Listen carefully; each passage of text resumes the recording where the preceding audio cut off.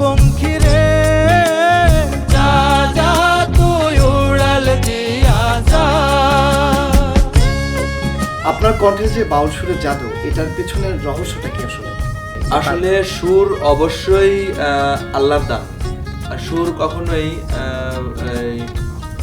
সুর আল্লাহ যদি নিজে যত্ন করে না দান করেন, ওইটার মধ্যে আল্লাহর যত্ন যদি না থাকে তাহলে হয় না। আর যেটা হচ্ছে, আমরা দুনিয়াতে এসে হয়তো আমরা চর্চার মাধ্যমে, সাধনার মাধ্যমে, বিভিন্ন উস্তাদের কাছ থেকে শিখে আমরা কিন্তু এভাবে হয়তো আমরা আরেকটু ভালো কিছু শিখতে পারি। সুরের গ্রামার, সুরের গান, বিভিন্ন ব্যাপারে হয়তো আমরা শিখে শিখে হয়তো গলাটা, সুরটা আরো ভালো হয়।